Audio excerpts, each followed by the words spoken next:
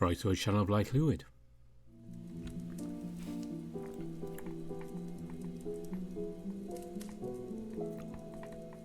Welcome to Sanctuary.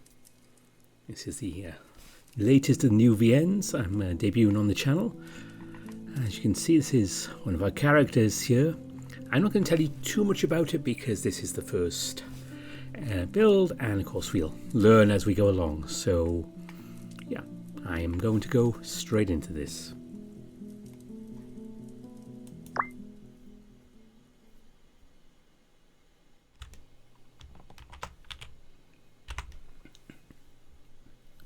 Let's go with something a little more Welsh.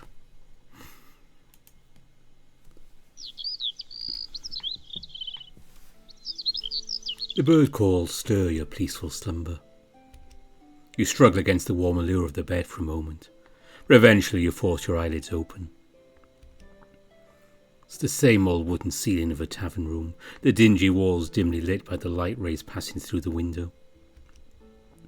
You've grown accustomed to it as you've been a long-term resident of this room for something around 5 months. Some may see it as a sign of wealth, but renting a room is actually the cheapest option thanks to your background. With some luck, you've landed yourself a job to hunt and deliver games to this large tavern on a weekly basis. For your troubles, the owner offered a discount on the tavern services, including cheaper rooms upstairs. With a week-based patronage that cuts even more costs, buying a home of your own is simply inflexible and inferior. You've already gotten used to sleeping through the damp and noise of the tavern as well, so the only downside is that life feels a little stagnant right now. It is usually a dormant thought, one that reawakens whenever you feel self-conscious of your current affairs. It happens sometimes in the morning, such as now. You distract yourself with the view of the streets outside as you walk closer to the window to take a look at the bustling street dwellers. Moonrest, capital of Aruth, supposedly filled with young aspiring adventurers, but the view remains uninspiring and insipid today. Not tempted to look for challenges, you stretch and do your morning routine before walking downstairs with your equipment and belongings in hand. Light enters through the stained glass panels into the tavern, illuminating the locale along the dim lanterns to create quite a gloomy, morose scene. Unlike the lively nights, only a small number of individuals remain here in the early morning. The barkeep wipes the bottles of alcohol clean, then moves on to the mugs and glasses. Other patrons either wait for their food or enjoy their meal, chatting and keeping alive the hospitality of the establishment. Fair adventurers check out the notice board to see if there are any new quests for the taking. And you, an average wolf who steeps in the boredom and mundaneness of daily routine.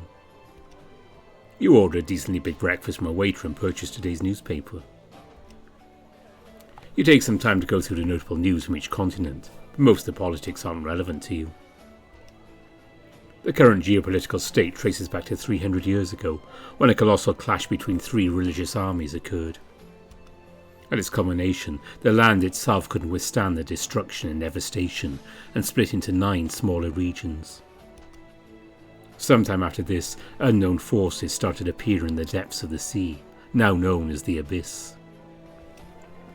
The different climates and conditions of each continent gave rise to unique advantages, and numerous political affairs. How frustrating. I can't act in response to reading about these things. There's no other way to stay informed. You flip through a few more pages. No job opportunities today either. Oh well. You put your newspaper away as the waiter returns with the food. As you eat, you plan your day around the only job you have, spending a few hours hunting wildlife, then delivering them to the tavern at dusk. The deadline is in 3 days, more than sufficient. Oh, if I get lucky, perhaps I'll make the quota today.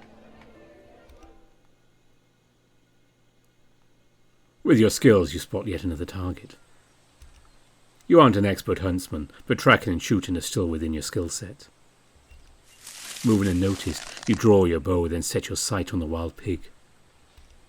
Squinting one eye, your hand guides the arrow tip, aligning the target with the trajectory in your mind. Then, let go. The arrow glides through the air effortlessly before coming into contact with the boar's body, where the arrow tip pierces through its skin and embeds itself into its flesh. It squeals in agonizing pain and runs off. A futile effort. You follow the trail of blood to find the dying animal at the end of it. You end its suffering and claim your hefty prize into a game bag made out of treated leather that contained messy carcasses. You look at the sky to tell the time. Sunset is near, judging by the subtle hue of orange and red between the clouds. That signals the end of your hunting session.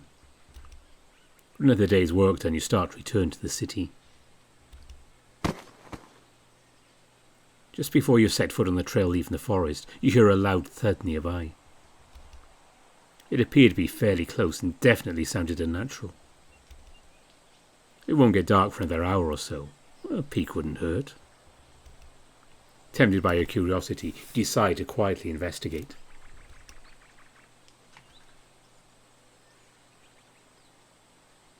Underneath a distant tree, you spot a concerning sight. A fairly large individual appears to be wounded, sitting on the ground, leaning against a tree trunk. Strangely, the area around him is completely unscathed, with no trace leading up to this location or a sign of a struggle.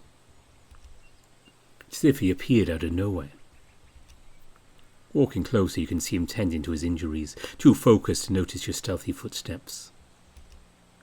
A muscular wolf kind, with extravagant garments that are now soiled in dirt, seemingly indicating status.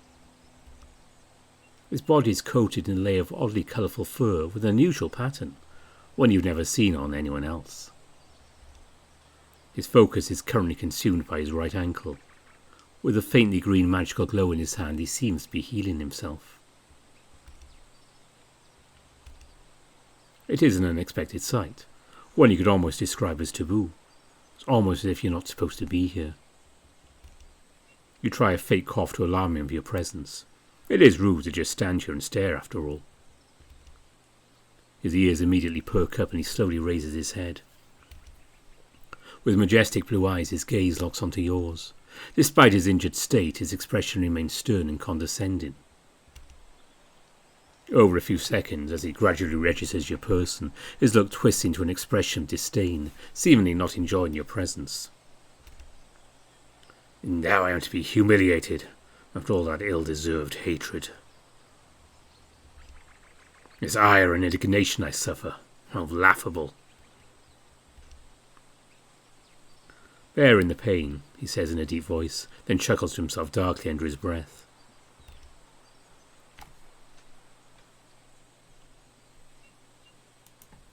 The wolf sees your offer but hesitated to take it, likely out of pride. He then struggles to get up on his own, forcing his legs to abide by his will.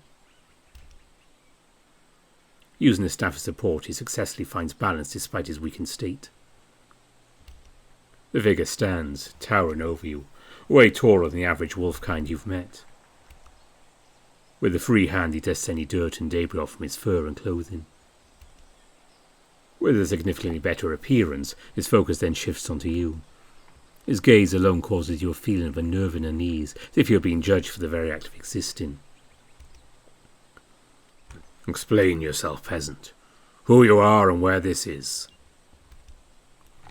Extremely rude and condescending as you expected, but his overwhelming presence and serious demeanour still force you to take his words seriously. With the vagueness of the question, it would seem that he is not native to Urus. You try to provide a satisfactory answer. This is the forest just outside the outskirts? You inform, yielding a tiny nod of approval from the imposing wolf. Still stern in his expression, his gaze shifts away from your face to think for a moment. What is your duty? Duty? A strange way to word it. I was hunting. I was about to return to the tavern before you... You search your mind for words to phrase the incident, that he appeared out of nowhere, better, but you struggle to do so. So, I trust that you know your way back to that establishment. Yes, but... Why the hesitation? I take it you want me to lead you back there? Indeed. He states unemotionally, either not grasping your subtle discomfort, or thinks so highly of himself that he assumes he can simply command you around. It is a privilege of most to aid me, peasant.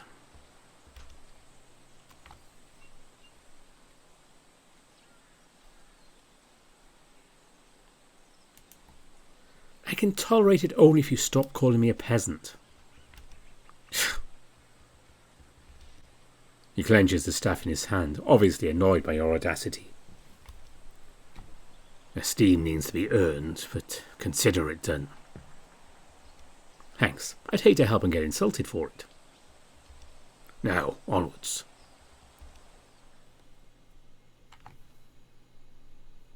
The sky rapidly darkens as the sun begins to disappear over the horizon. Despite the interruption to your schedule, you manage to return to the city before it gets dark outside, the foreign wolf still tailing your steps. He remained vigilant as he walked with you, though his body language got less pretentious as he reached the city, where some other townsfolk gave him the stink eye. The strange wolf also looked intrigued by the mundane streets and the buildings, but otherwise stayed quiet throughout the walk. Despite his effort to hide his unfamiliarity, it became increasingly obvious that he doesn't belong here. You ask him some questions before getting to the tavern, to liven up your time with him and snoop a little more. You aren't from around here, are you?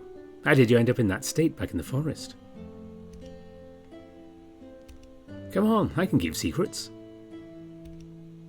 Are you like a rich noble who got robbed and got lost? Or did you suffer some technological mishap? He looks away and stays quiet for a moment, as if thinking how much can be shared. He ultimately refuses to answer, but instead asks you back after making sure that nobody's eavesdropping. What is this place? Moonrest, capital of Arus. There's something pique your interest. The structures are quite advanced. He looks at the buildings. Common housing, stores and workshops, things that you can find in any city. Really? These are a common sight. Our civilization is styled very differently. We do not favour individualism to this extreme degree. I assume there is some sort of tribal or rural city?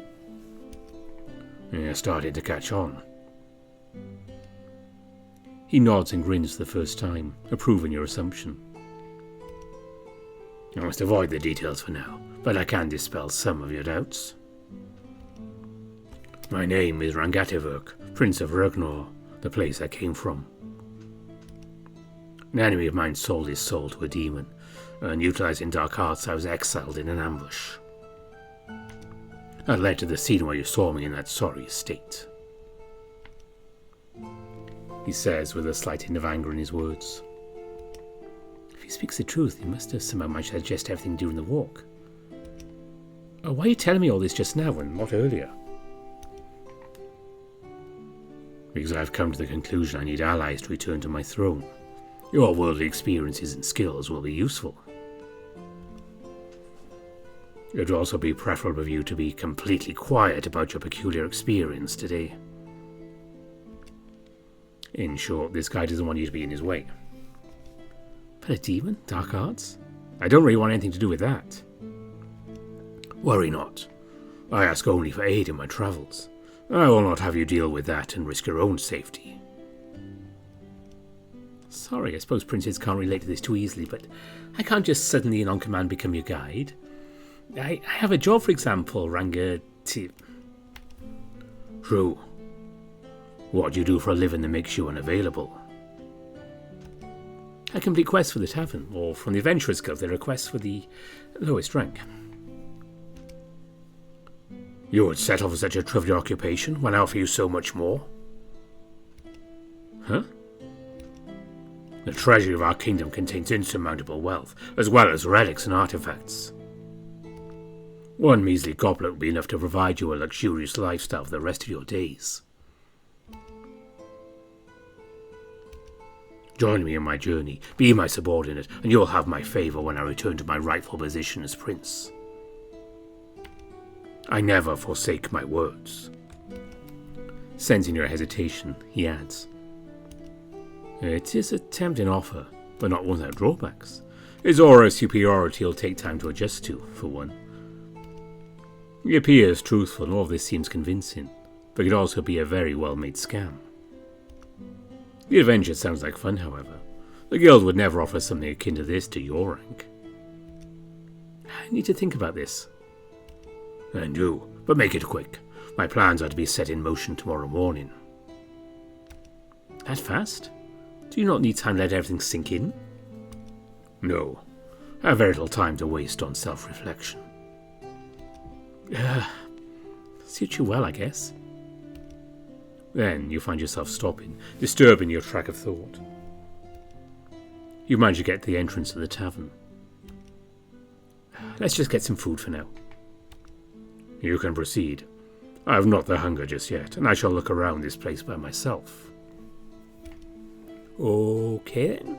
Have fun. You can probably find me dining if you need me. Give me your name before you proceed. Oh, sorry, I'm Dai. Nice meeting you, Rangati. Due to your incompetence, you can simply call me Ran. He grunts before walking away elsewhere. His reaction was quite amusing to watch. You proceed to the tavern. You deliver the result of your hunt to the kitchen, or getting some food at the table by yourself. You eat and drink to fill your stomach up with food and booze. Finally, some time alone from that wolf. Something about meeting him tired me out. Why? Isn't it what I wanted? A fun splash of colours these boring days? A taste of what it feels to be alive? So why am I hesitating? Emptying mug after mug, you find yourself drinking your worries away. The thoughts are too loud and noisy today. Drowning them out for momentary pleasure feels better. It isn't for me. Everyone has to work and I'm no exception. I shouldn't even think about it. Yet I hesitated to refuse him. A part of me yearns to join him, as impossible as that is. Why? What do I want? You raise your mug as it gets refilled once more, but something within that cup catches your attention. Your own reflection blurred by your own vision, mirroring your flawed perspective. Commodity is comforting.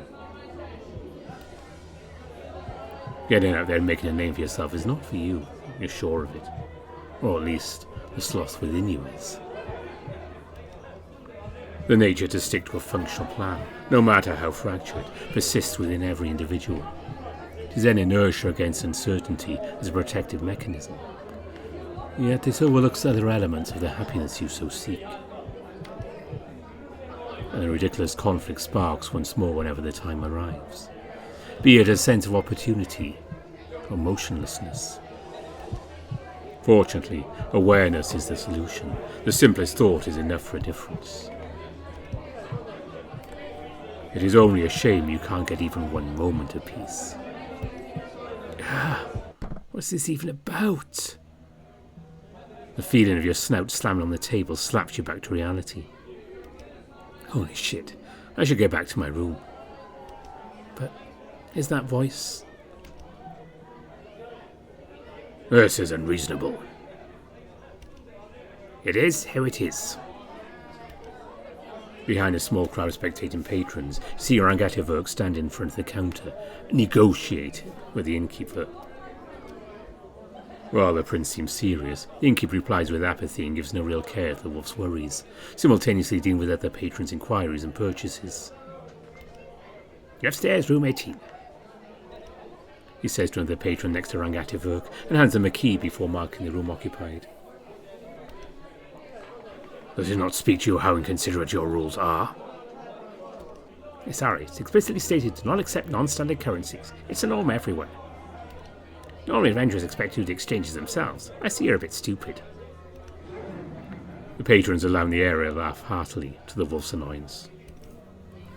Another hand brings the innkeeper a few silver, and he offers another set of keys. Upstairs, room 21. Why are you still here? Go away. I have stated multiple times that I need a room. I cannot settle for anything less. Sorry, but you play by our rules here. We don't do charity. I invite all the beggars. Your kind, I wager. Or you can sleep outside. Just don't mind the stench of unkempt streets and the creeping cold. Ugh. The innkeep continues to reply, which doubles as entertainment to the others nearby. You must be an expert dealing with problematic people. Rangatavurk remains assertive, but seems to be losing more and more of his composure. He fails to realise not everyone is obligated to help him, and that you're only kind to him. Or, he is desperate for room as he is basically begging, but with royal manners. Let's quit wasting by our time here. Sure you have an image to uphold. You might as well chunk Cedar Smith or Lombard. Sell it and come back tomorrow. I cannot be suffering a restless night. That simply cannot happen. Oh no, you can beat me up and barge into a room instead? Your foolish display is certainly tempting me to. The tension between them is rising, the innkeeper escalating the tension with his remarks to the powerless Rangatavurk. As comedic as this scene is, you find yourself emerging from the crowd to stop the two from getting into a fight. It won't be great for you if anyone noticed the prince walking with you just an hour ago. What are you... Just stop! I have you... You grab onto Rangatavurk's arms and pull him away to the upstairs rooms. Trusting you despite your tipsy state, he doesn't struggle against your pull and matches your hurried pace. You eventually reach your room and unlock the door. Your eyes close on their own as you see the familiar room once more, your body yearning to collapse. You feel your arm held and supported around the wolf's shoulders, his other arm wrapped around your waist. With a surprisingly gentle touch, he helps you walk the final few steps before lowering you on the bed. Your body sinks into the comfort of soft fabrics. Carried away by the calmness, your consciousness drifts away.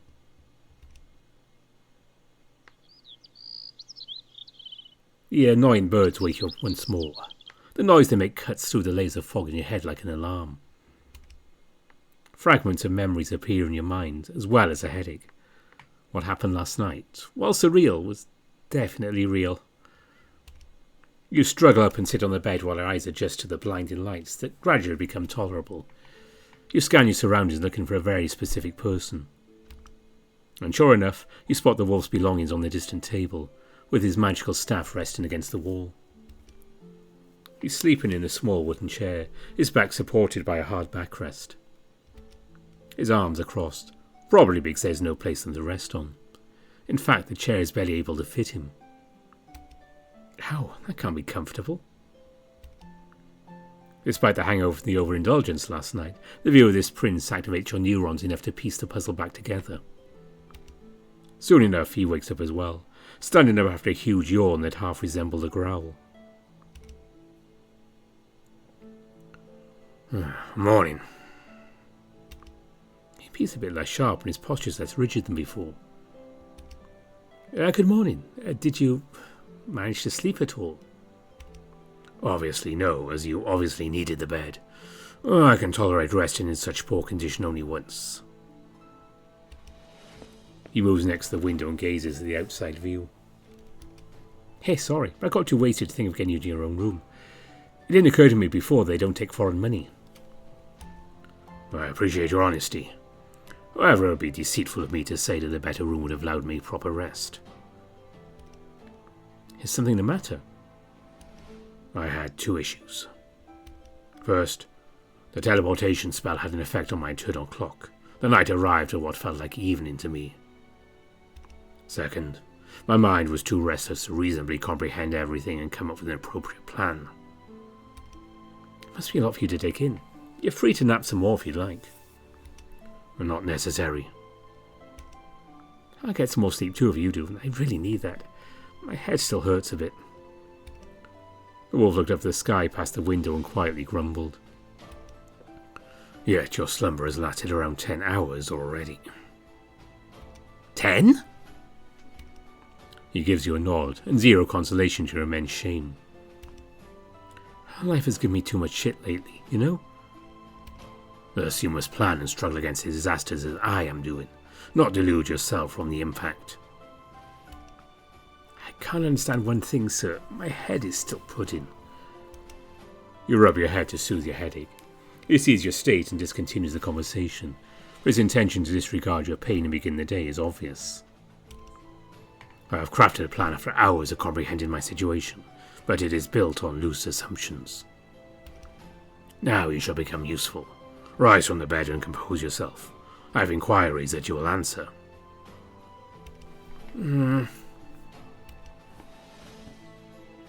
Let's talk over breakfast downstairs. Not like anyone would care to eavesdrop. You really need something to cure that hangover. Agreeing with you, Rangativurk walks away from view and waits near the door. You try to avoid being this too lazy and pull yourself together in record time. You grab your belongings and lead him downstairs. Early in the morning, most of the tables are empty as per usual. With Rangativurk following you, you get a table and also grab the waiter's attention. The other people don't seem to even acknowledge the prince. Except for the barkeep you personally know, who keeps eyeing you with a subtle look of, "Really?" The wolf takes some time to go through the menu, before settling with a fairly expensive stew with bread. Seeing your tired face, he decides to not bombard you with questions yet. He instead rests his eyes with arms crossed. Eventually, the waiter delivers your warm food. The fragrant, diverse plate consisting of bread, cheese, salted meat and eggs slowly work their magic in removing your headache. The wolf stares at you with pity while ripping a small piece of bread to dip in the stew. Manners. Did you not see how others cheered with mouthfuls of food last night? Yes, I expect some degree of self-respect from you.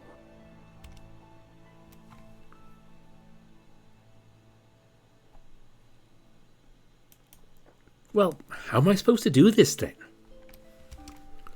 Use the utensils to bring the components together on a small piece of bread, then ring it up with your hand.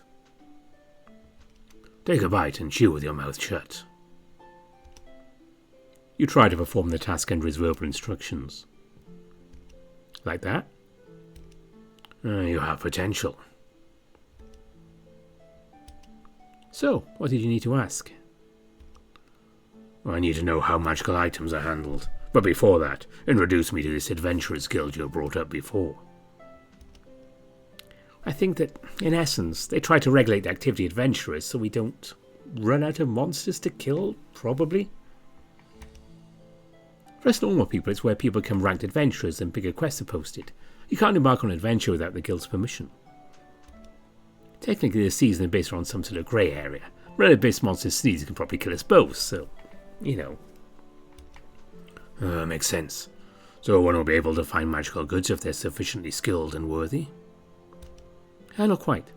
The guild specifies the payout of each quest, and you must return magical loot if you find any. Supposedly it protects the adventurers from potential own dangers, improves fairness and consistency of each mission, and helps the guild regulate the flow of magic items. Those are some elaborate reasons to justify a sizable cut. I know. Although, to give him credit, you need years to learn some of the really specialised magic to fully comprehend a magic item. How complicated. You can read the whole official document of the guild if you'd like. Might just take an hour or so. Let's just say, only the guild has a dedicated team to determine the properties of magic items. You might accidentally burn your own face using an unidentified wand, so you might as well hand it in. The guild resells most magic items if it's deemed safe enough anyways. Problematic ones are properly stashed instead. That complicates things a little. But it should only be a minor setback. I'm considering acquiring an item to teleport us back for your reference. Are you sure we can't just walk back there? No, that would be impossible. Well, depending on how far you're from, either a teleport or a warp scroll will do. A spell scroll? Yeah, even the commoners with a magical background can produce effects with one of those. Gets exponentially harder to craft the stronger they are, though. Prices also ramp up. He lets out a brief expression of annoyance. To acquire the scrolls I need shall be the goal, then. Not to discourage you, but it might take years of work to buy that. I don't even know how expensive it is. It might take you years alone, but I do not start from scratch. Sensing your confusion, he temporarily lets go of the utensils and picks up his staff. He takes his wooden staff and hits the tavern floor lightly with its end. The green floating crystal glows with energy, and then a flock of birds is manifested from its core, materializing into flesh and feathers before flying away. Looks like a druidic type of magic. He made it look effortless. I seem to use magic judging that staff. Not to this degree, though. I had no need to reveal my strength to you, until now that we formed a partnership. I didn't really agree to that yet. If not, why do you aid me so eagerly? If my status holds no weight here, surely the only reason you cooperate is mutualism. Mutualism? I'm just friendly like a normal person. Do you even know what that means? It's only you sound so cold all the time. I see. Your kind is simply difficult to interpret. If you do not wish to be my partner, shall I leave now? I tell you, your attitude will get you in trouble one day. He looks at you unamusedly with arms crossed, expecting an answer to his question. You find yourself sighing. From how you chatted with him in peace this morning thus far, perhaps you did subconsciously default to accepting the deal. Fine, but I reserve my right to leave. Without a doubt. You really think you're strong enough to climb the ranks quicker? Indeed. My predicament will also likely get into contact with some powerful figures. I hope to get a fraction of your confidence one day. Is that a compliment or an insult? He clears his throat. When we are done with food, we shall proceed to the guild. There you'll provide me with more details and information. I can bring you there, yes. But you should ask the staff instead when we get there. You can get your adventurous certification there for your obscure plan to work, too. The two of you take some time to finish the breakfast. You pay for his part as well, but remind yourself to charge him back later. The Adventurers Guild is a short 30-minute walk away from the tavern. The magnificent building, exquisitely built and decorated in vibrant red and white banners and flags, giving off a grandiose atmosphere inside and out. How clean and orderly, even the air smells fresh, but that is deceiving. Behind the elegant decorations and shiny promises is a road that isn't talked about enough. And a steep road paved with nothing but pretentiousness and elitism. Only gifted warriors and mages are given the support to survive this road. Respectable from a resource viewpoint, but still, so disappointing. Alas, Rangatavert can find the most aid here. Walking inside, the first thing that greets you two is an enormous hall, inside of which are numerous people minding their own business. The reception desk is just a little further in. The corridors on the left and right connect to even more rooms and facilities. The training room, common vault, workbenches, notice board, none of which are useful for now. The wolf only needs to speak to a receptionist. And there it is, at the par with your standards, Prince. This entire place is a work of art. Unfortunately, this unfamiliar architectural style causes its beauty to elude me. You'll get used to it. This is the headquarters of all adventurer guilds in Aruth, though admittedly the quests here are often out of my league, so I barely come here nowadays. Rangatavert glances at the surroundings, or queuing at the reception desk for his inquiries. You stay next to him, just in case. It doesn't take long for you to see a small and fair-looking owlfolk behind the counter, adequately dressed in guild uniform. He eyes up at Rangatavert, who's towering over him, his head having to tilt up in around a 70-degree angle. You're quite the handsome fella. What can I help you with? I'd like a brief introduction to quests. How so? Why so? How much do you want to know? Simply give me a summary with the utmost important details intact. Ahem. He clears his throat. Adventurers are split into 6 ranks. 6. Wood, silver, gold, mithril, orichalcum, and champions. This represents experience. You must register and pass an entry exam with judges. The adjudicators will decide your starting rank. Speak a little. Then, you must know quests on board are available to adventurers. Difficulty is just a suggestion. Even woodies can group up silver level quests. A subtle blow to your waning confidence, albeit unintentional. He blinks at the large wolf a couple of times as his babbling comes to a stop. Rangatevok takes a moment to digest the words that flew at him at high speed before turning into your direction. You should learn from him, Dai. Compliant and effective. You can't talk to me like I'm your attendant. The receptionist continues to look up at Ran attentively. Shall I need any preparation for this entry exam? Possibly, conceivably, perhaps. You must focus on making your best display of strength. Only one chance. They disregard external powers like one-use potions and magic armor, though. No need to prepare in that way. Well, do you need to warm up properly or something? You see Rangatevok looking down at his staff, then tightening and relaxing his grip to assess something. No, well, you may proceed. That means I should arrange an entry exam for you, sir, should I? Shall I? Do I? Affirmative. Name is Rangatevok. You don't have to rush your speech either. Sorry, work habits. Nice, neaty, nice. We have an empty slot in... No, exactly. This guy had an emergency. That is too convenient to be an emergency. Most likely just ran off. Did he mention what the emergency is? Oh, explosive diarrhea, possibly from rotten stale bread. Does that incur any charges? Oh, we're normally forgiving. You won't be finding you have any evidence of your claims. In this specific case, we would prefer not to see the evidence, though. If that is too rushed for a taste, there are also more time slots in 2 days. No need. It shall be accomplished today. All right. Ground floor, room 003. Just knock to enter at 10:30. Much appreciated. You're welcome, handsome sir. Observing from behind Ran, the eyes of the small owl shine with admiration. Rangatevok walks away and gestures for you to follow. That was convenient. Lucky us. Well, given the circumstances, I said it is well deserved. But no preparation needed? Living some time to rest up properly and do some training? You only get one chance, you have no one to blame if you got rusty. Which part of me looks rusty to your mindless eyes? Hunting and martial training are essential parts of every noble's bespoken routine. Rest assured, I am strong. Alright, sorry, just the stereotypes getting to me.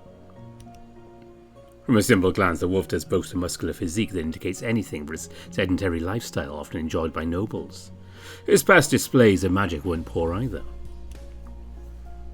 Have you any memories of when you had your entry exam? It was a few years ago and I was just trying to pass, really. Nothing noteworthy really happened. Should I make something up?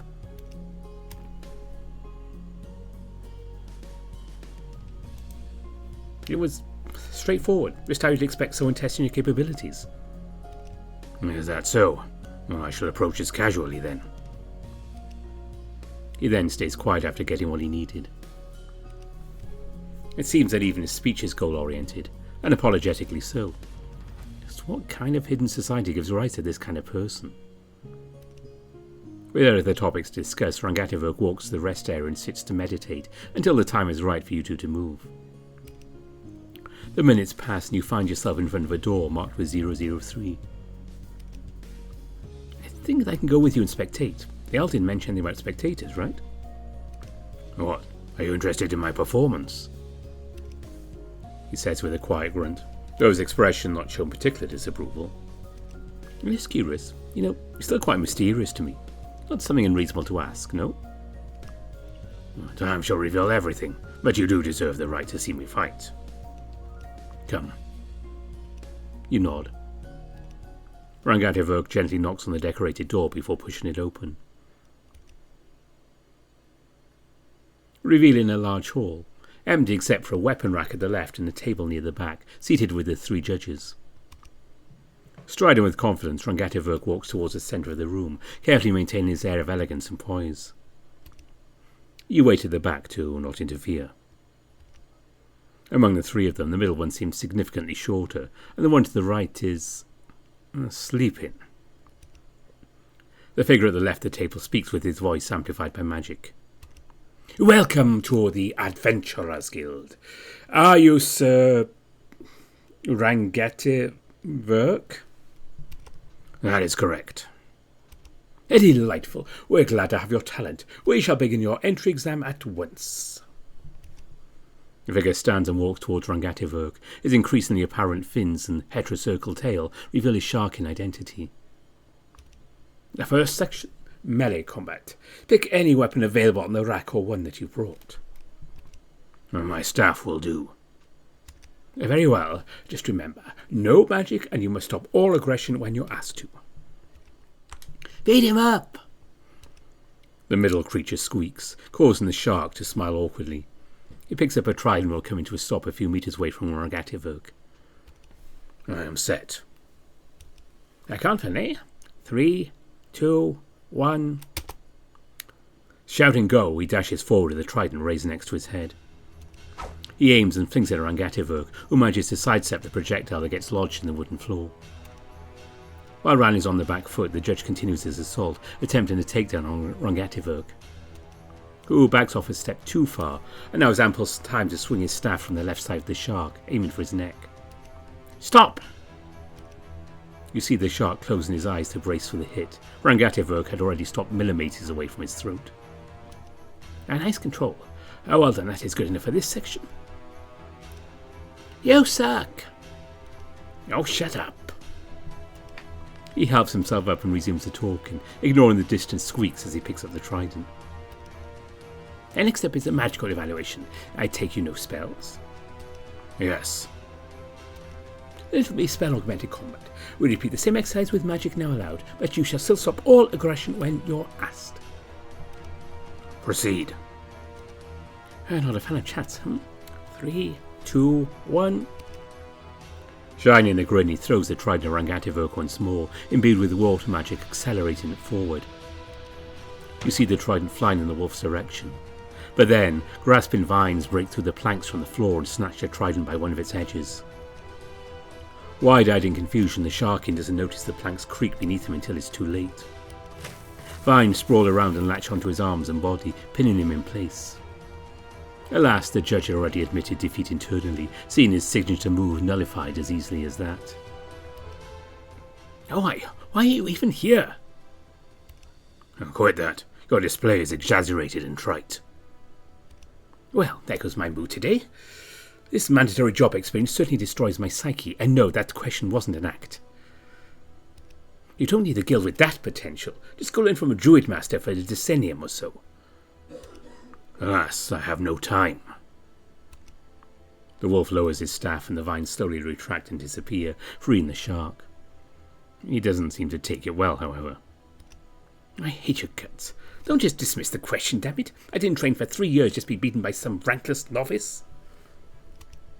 I am not a novice, but I do not owe you a proper answer. I don't owe you a decent grading either, don't forget this. He stares at Rangativurk for 2 seconds with malice and hatred before walking back to the table. The examiner's tantrum baffles you. Rangativurk is also staring at the judges in disbelief. The others look unfazed by what the sharkin just said. Hey Frit, you're up. Beware of his grass. Finally! The second judge is a tiny raccoon with a surplus of energy.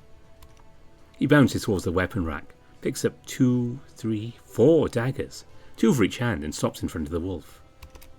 Consider yourself lucky to face me. Your shark friend doesn't seem to take losses too well. You must not get developed examinees often. You talk funny, but yeah, why does he get to do most of the fighting?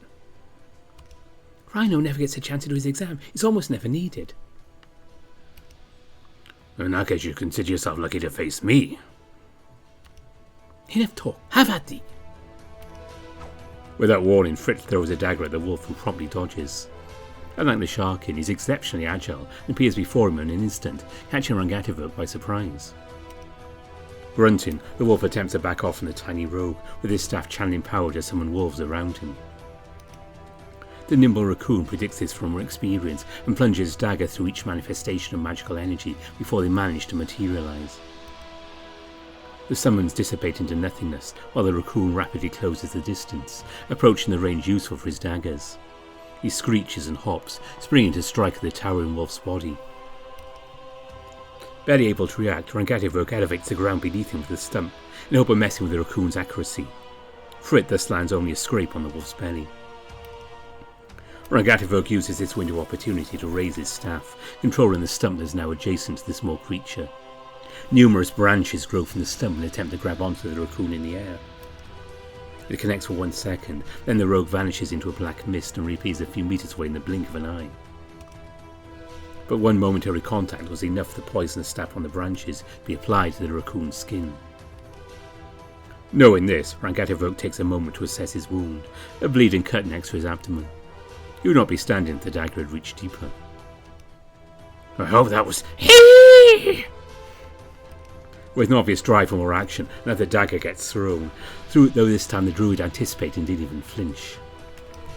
The raccoon uses his magic to reappear behind Rangatibok's back. However, a thick wall of roots rises behind Rangatibok, blocking the backstab. Seeing this, the raccoon disappears and reappears again to his side, but the druid senses him and blocks his dagger with his staff's superior range. Rangatibok is now completely focused on defense and disregarding all forms of aggression.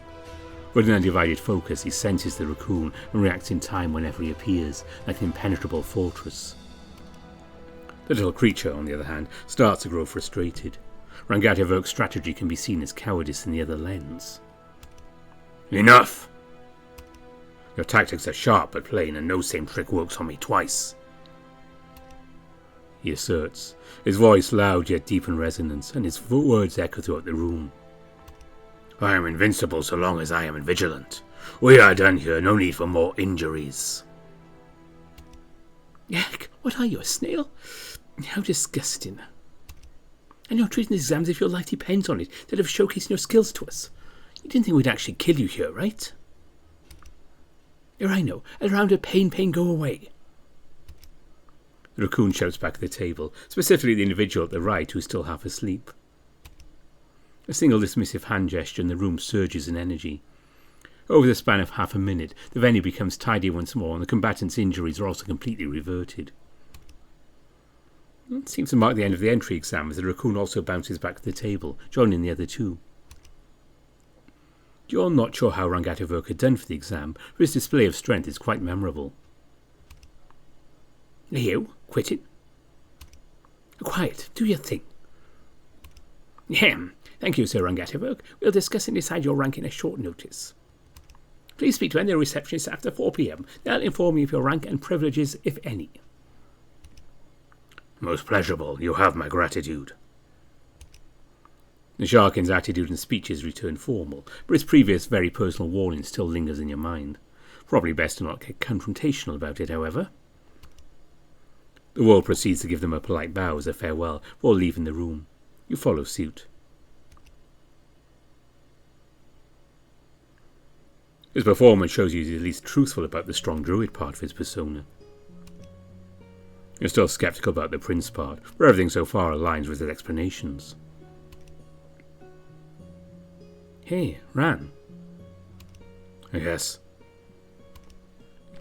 You're quite strong. How long did it take for you to learn that? A while. You stare at him, insisting on an actual answer. His reluctance yields slightly.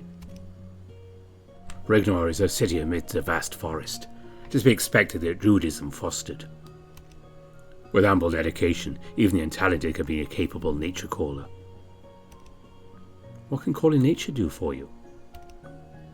A druid isn't a recluse, isn't the most common sight around here, so I'm curious. For me, mainly conjuring spirits, restoration magic, and bending nature to my will. You give him a confused look to prompt him to elaborate. It is not necessarily easy to explain to an outsider, but I shall do my best. For us, the air is the primitive force behind natural phenomena, the drive behind the cycle of life. We try to understand and harness this power. Some create or lessen decay. Some hope to find omniscience through understanding. I simply focus on the present and the living. Make no assumption, however, this does not have to equate with my mindset. You won't find me giving tender care for plants, for one. He is quietly growling to himself. Did he speak a little too much for his liking? I think I get it. Don't worry. See? That wasn't so hard, was it?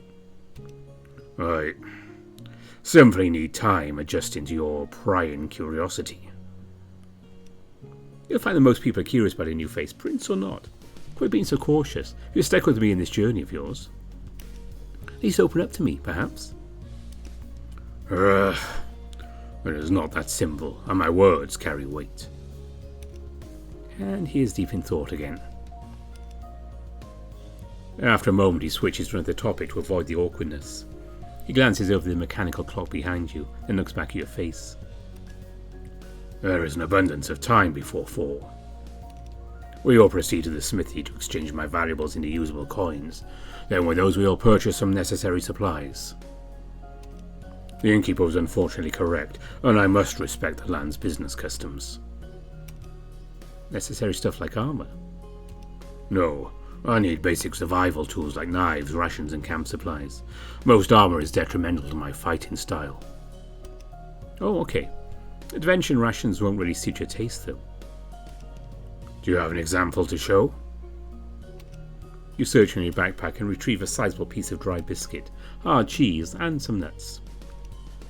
His face displays genuine repulsion and concern as he looks on the content in your hand. Prithee, throw this away.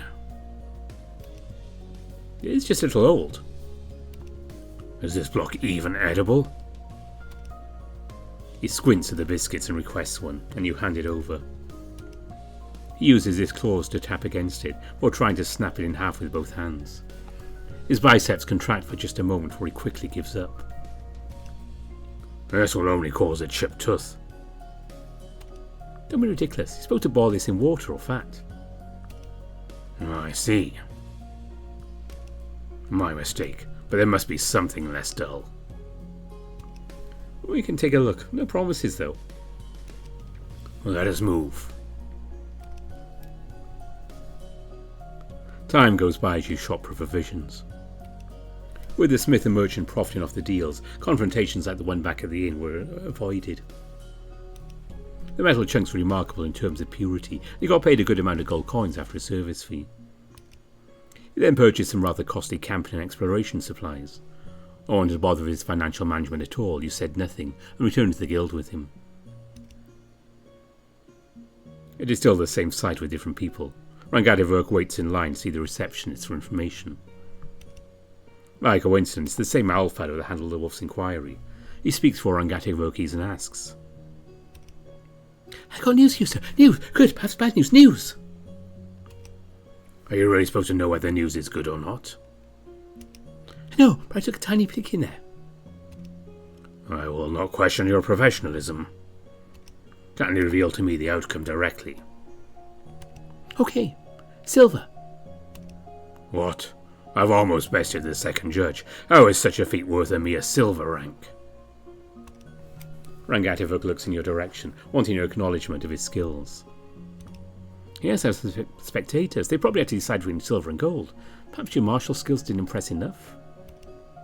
No, this must be the result of that inept's grudge, and his inability to make an unbiased judgment. Ah, I see. I can make a little comment if you don't mind. Oh, please do. Entry exam judges change every week, so you may appeal if one or more knew you and sabotage your rating. However... You look left and right before revealing something to the two of you quietly. But your impression, attitude and manners during the exam are actually part of their criteria. What? How does that make sense? You're mostly going to fight and explore. You'll also be dealing with contractors sometimes, especially the more complex missions. It is not stated, otherwise everyone will just pretend. I should have hinted you a little. Sorry, mister. You are far from being at fault, but still. He groans out of annoyance and rubs his temple with one hand, as he understands the meaning behind the Sharkin's words now. The Elfolk retrieves an envelope and slides underneath the glass panel before continuing his rapid, working tone. On a more positive note, welcome to the Adventurers Guild. This is your complimentary starter kit containing a common map, a printed copy of guild regulations, and other information.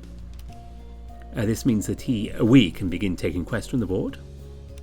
Yes, just a very quick note. The guild will not take responsibility for injuries you might sustain during your adventures, or will not compensate for any damages under most circumstances. More of this technical language. Look into my eyes and tell me if I am weak. No, sir. Half-heartedly, Rangatavok stared at the owl, causing him to flinch slightly. His admiration returns even stronger, however. I shall now take my leave. Take care. Farewell, farewell.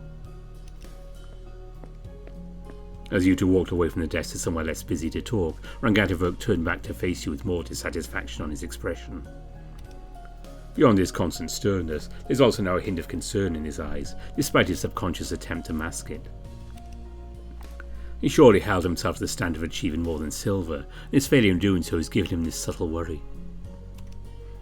A worry of shifts or postponements of his carefully crafted plan, which also affects you who is accompanying him on this trip. He stood there and just looked at you, his calculating mind thinking of words to say that would not betray his shame. And nothing came. The silence creeps in and becomes increasingly loud.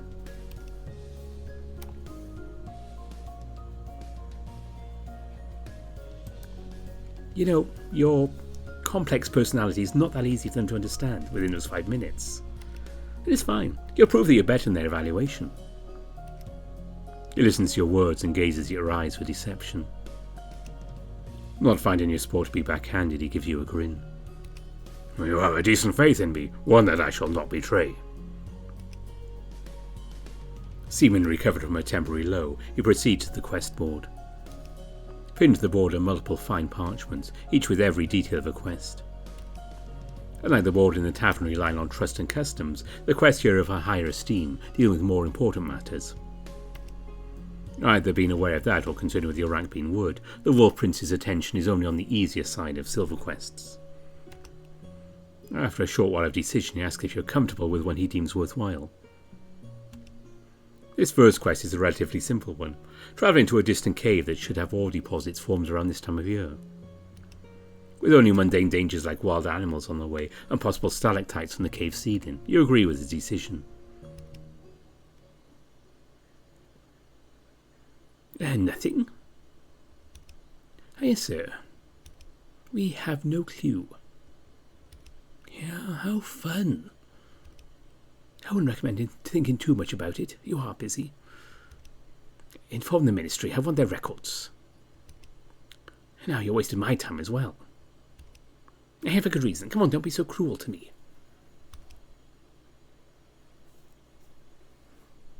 2 days of walking through the vast forest.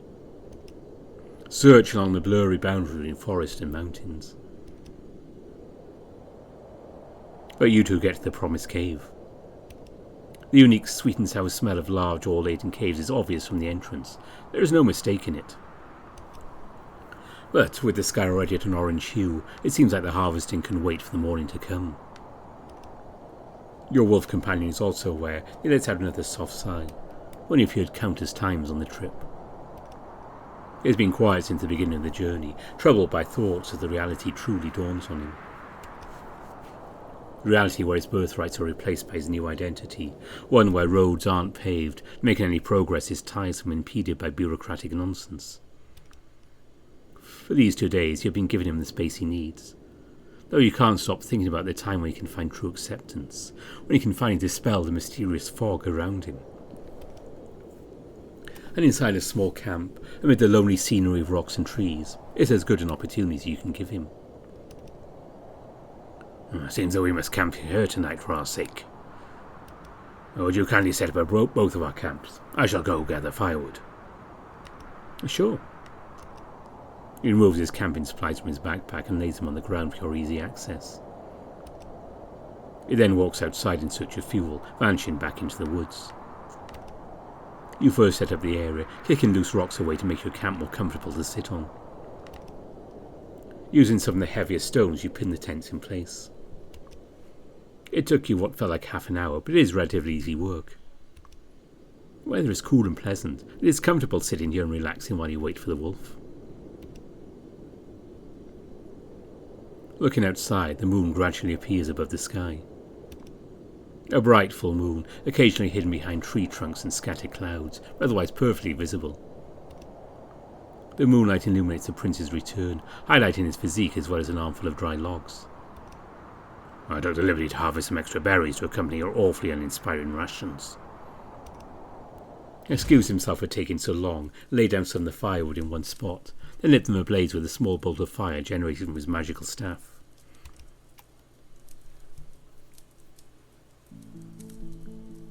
The muscular wolf sits down next to you, staring at the lit campfire, emotionless and still.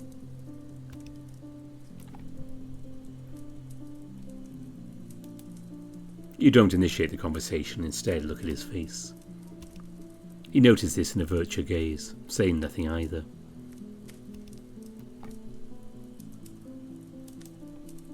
Instead of rushing over the answer, you look at the fire, joining him in finding calmness. Do it at your own pace, is the message you're conveying in silence. The flickering of the flame, dancing alone in the darkness, seems, somehow, oddly soothing. With enough time, the wolf sighed once more, eyes closed. For the first time you notice slight movements of his tail, a slow sway from side to side that indicates comfort. I'm sorry, Dai.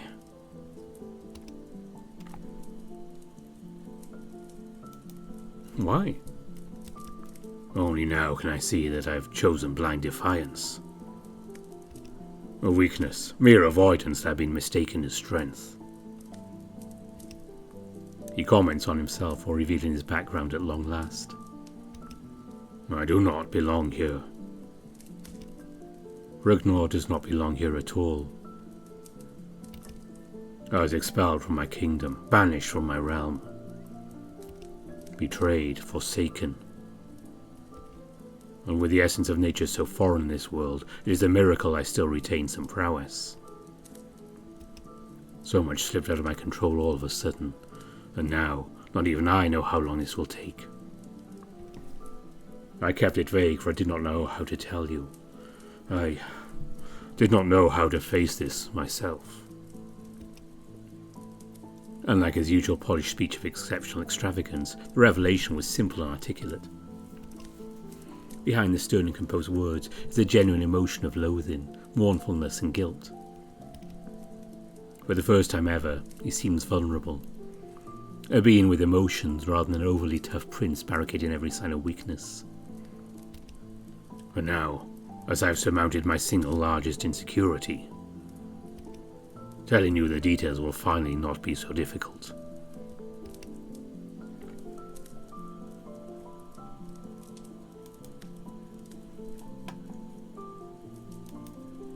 Did you really come from another world? Indeed. I suppose that does harm your understanding of the world? Quite so. I know that other worlds or planes exist, but yeah. To be fair, we are not a different species from a separate evolution.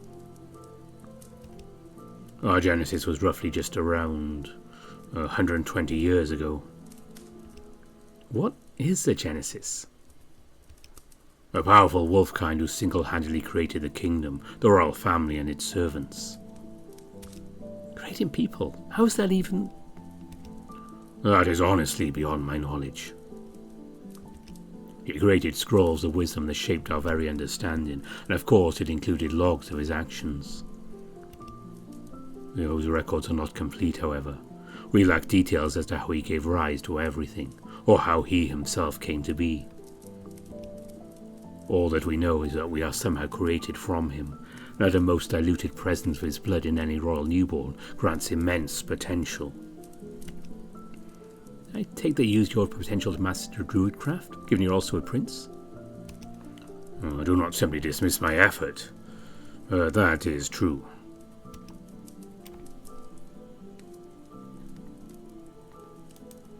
How large is his kingdom? I can approximate a population of around 800 people. 800 isn't a huge amount. It is for a secluded kingdom in a huge forest. It is also steadily increasing, which should indicate prosperity. We also need to keep this meticulous balance between consumption and production to keep the rest motivated. So this place is completely isolated from the rest of your world? Yes. The forest was so far seemingly endless we expanded our territory. Without connection to other civilizations, our king ruled over the people and led an orderly dominion. Sounds like a paradise if it is indeed handled so nicely. Alas, I would not be here if that were the case. What is special about this world you're in? It never occurred to me that our world was so vibrant until I got sent away. The nature was bursting with life, even the air itself was lively. Could that just be you blaming the world as you lost your power? You could see it that way, but I personally believe that the opposite is true. Only due to this world's atmosphere being so stagnant did I lose most of my power. I'm still not very sure how this works. You frowned and attempted to think of an example. Imagine gardening. You gain the most yield from providing optimal conditions to vegetations. If you fail, you cripple the function in plants as well as your own harvest. For a division of magic fathoming nature itself, one of the conditions is staying in the same world. Got it. What are the other royal members like? Quite kind of you to ask. There are direct blood relatives of our Genesis, and there are promoted peasants. I assume you want to know only the prior? I'm a bit curious about the peasants too. He looks at you and squints if you said something unbelievable. They are great at their assigned role, but that is the single most remarkable thing about them. As such, I do not recall their names or notable features at all. Not a single one of them? No. That is at all narcissistic, dare I say it? In my defense, our king decided on strict rules and guidelines for us nobles, especially for his blood relatives. He softly coughed, returning to the main topic. But I can provide you a lot more context for the true nobles. The most important figure, Tarvostinth, is the present king of Rugnar. Fairly old of age, but his will is still untarnished. He passed his bloodline down to 4 sons, each naturally gaining the title of prince. The first was Prince Charix, who was a great friend of mine. He had a splendid but rather reckless personality. He passed away at the young age of 15 to the dismay of most. The second born is, Your Royal Highness here present, Prince Rangativurk. The third born is Prince Raziel, who was so introverted and interested in royal matters he's almost aligned with the peasants. The last was the traitor Gnarvolfer, who committed the sacrilegious crime to target and harm one's own brother. He sees the struggle in your face in memorizing these names and chuckles. You do not have to memorize their names, except mine, of course. Consider this the backstory of a tale, one that I will continue in blood. Is there a reason for your long name? Is there a reason for yours? Well, it seems that making light-hearted remarks is an art more complicated than I expected. Oh, I thought you'd insult my name instead. For your question, yes. In fact, every member with noble blood had their name given from seers. Tell me more if you're comfortable with it. Seers are those who study the magic of the future. We recruit them to glimpse into the future that surrounds every royal newborn, and design a name in our tongue that encapsulates their pinnacle. For sowing destruction and attaining greatness, I would say that the complexity of my name is well justified. Did you really just say that you're fated to bring destruction? That was indeed a major concern, but the seers could not determine the nature of this destruction. It could be a pragmatic solution for an honourable cause, so worry less over it. How strong were you before? That I can gladly answer. Instead of struggling to maintain control over roots now, I could summon packs of wolves to my aid. I could also call forth whirlwinds or bolts of lightning. baffles me you can speak of that sort of mastery so calmly. How long have you been learning this druid magic? Starting from the age of 4, so 22 years. Since 4? That's a lot of dedication. We were required to utilize our gifts through constant pursuit, so dedication isn't exactly the word. There is a reason the king is enforcing that on us, but that story is for another day. Anyways, I just happen to be fortunate enough to still enjoy improving my druidry. So you can possibly achieve even more? Do you imagine I would not be putting the title of Archdruid to my name if I were allowed to? Fair point. You aren't the humble type. I would say that I'm not far from that title. Was not far from that title.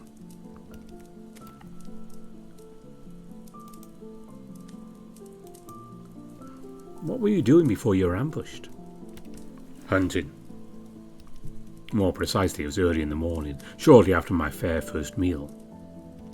I had some business to attend to at noon, but my schedule was clear until then. I just decided to fill the space with a leisurely hunt. I suppose this coward planned this for a while, to fight me at my weakest without many witnesses, as he was not supposed to gain access to the same region I was in. Dirty tactic for sure, but it was effective. You could say that. He only quietly growled to himself the unbiased statement. Tell me what happened. Well, thank you for asking. A part of me thought you wouldn't be interested.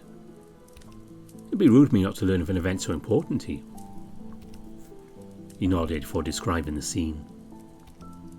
My guards and I were taking a short break from the hunting activities. Not expecting any danger, I counted my kills and let my guard down. Then disaster struck. Unfamiliar figures appeared behind trees and bushes, outnumbering my few guards. I tried to take my staff and fight, but he appeared in front of me from thin air. He kicked me down to the ground and spoke.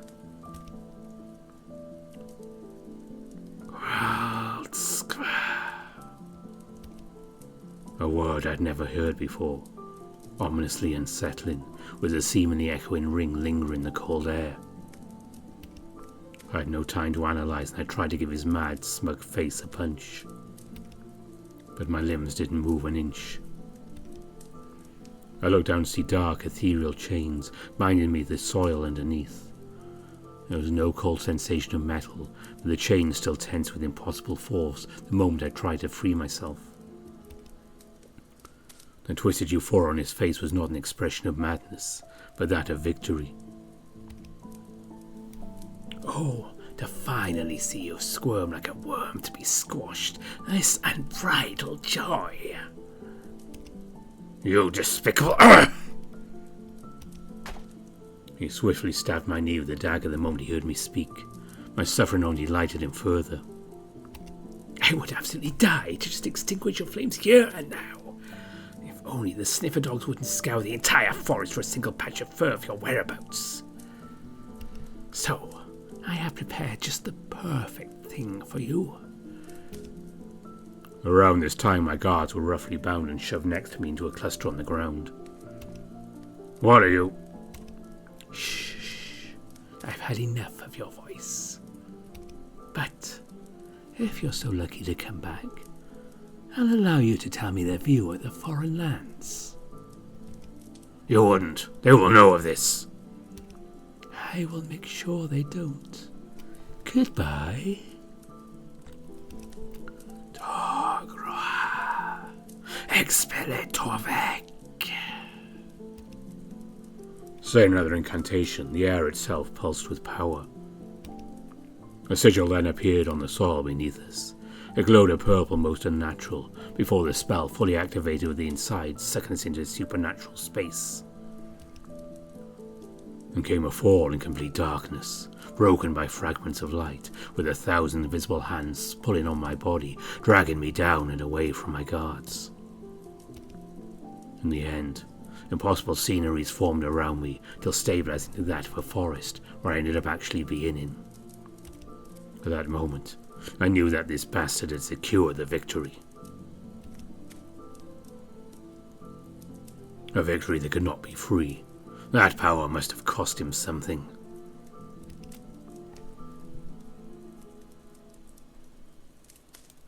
I'm sorry you had to go through that. I was royalty with legions of men under my direct command. Then I lost most of my everything as easily as that. You don't have to sympathize, but just imagine my struggle. From a well-respected prince to an injured foreigner.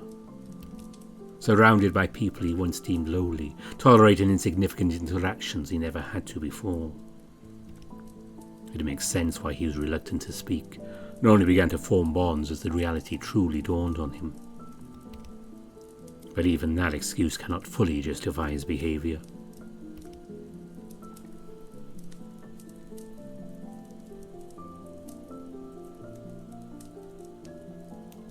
Are you still suffering from any effects?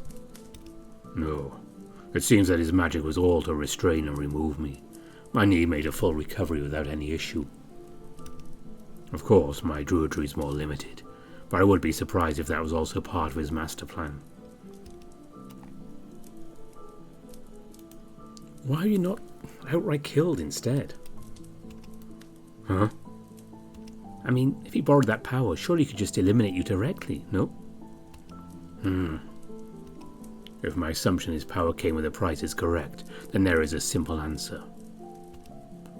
The price to completely eliminate me was so great that I preferred the riskier gamble of tracelessly sending me away instead. If that assumption is wrong, then I am clueless. Would you know anything about the dark arts used? Not a lot, if I must be honest.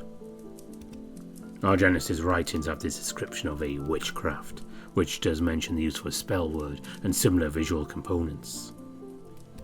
But no mention of its details, which is more than reasonable. I would not imagine a creator dabbling in such diabolical studies.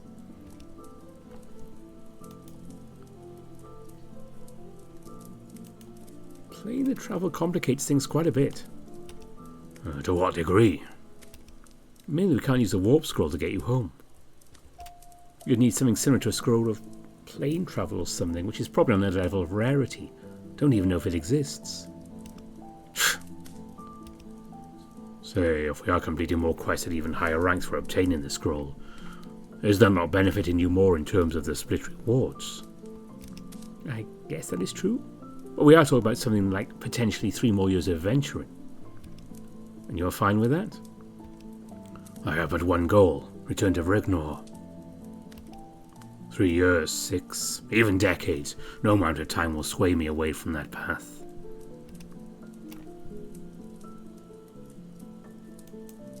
Why are you so set on returning there?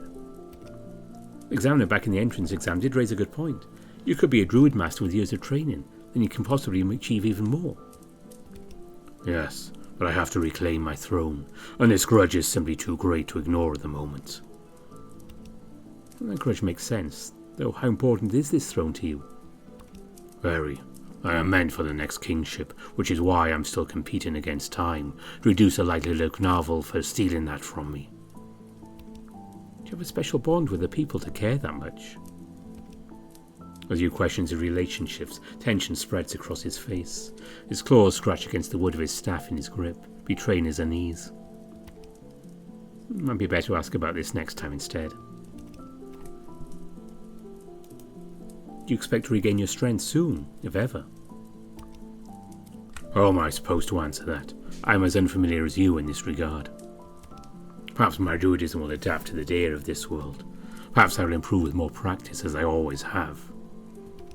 Or perhaps I am trapped within this pit without a conceivable possibility of escape, and all my aspirations are doomed to rust. It is an open-ended question. Moving on. I hope they have earned your trust. I have no major complaints regarding you, for now. Yes, consider yourself blessed with my trust. Whether out of a genuine interest or as a gesture of kindness, you inquired about his dramatic tale at length, which he is more than glad to answer. You could sense some alleviation of stress behind his words as well, though reluctance to communicate and form a bond is gone. Still not the chatty type, That is likely only personality. I cannot obligate you into aiding me in the long term given the uncertainty surrounding my predicament. It is, however, factual that completing expeditions with me brings you significantly more fortune, and I would enjoy your supervision until my understanding of this world is more sound. Would you mind staying with me for the time being? He stated, very matter-of-factly without emotions, giving you no pressure to comply. Helping with the optimal choice without a doubt. What matters is your stated intention.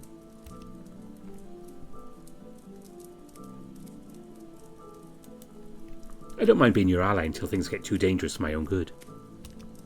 You are too kind. He looks in your direction, gives you a smile with a gentle gaze at your face. You take a good look at this prince, then at the cave surrounding you. What an uncanny scenario you've gotten in. But such is the nature of life in this age, where twists and opportunities emerge from every corner. Satisfied with your answer, the prince searches his bag for his rations for the night. Laying down the eating utensils and quality preserved food, he catches you looking at him. Let us share. Alas, I've been curious about how that indestructible block of biscuit tastes, ever since you have informed me of his existence. He turns to face you as he presents the berries and rations to you as well. You spend the rest of the night sharing the meals in peace.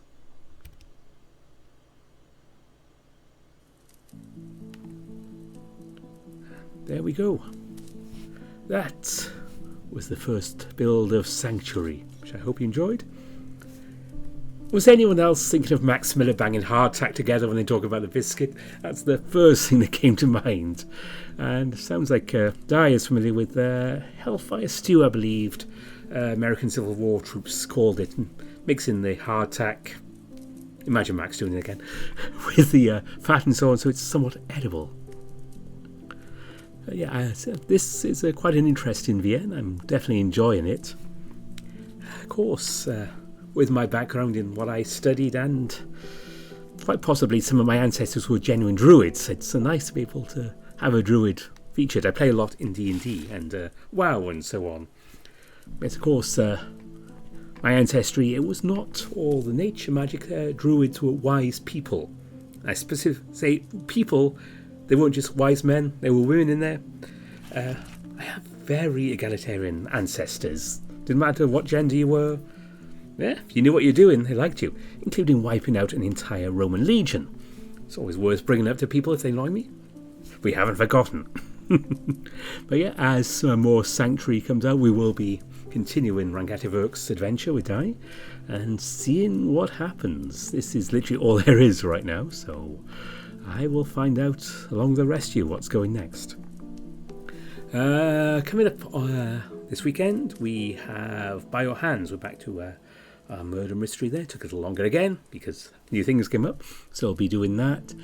We have more Moonfire Seeker Saga coming up. I need to do some more After Years, and there's definitely more Nevin coming up, and probably some more Burrows in October.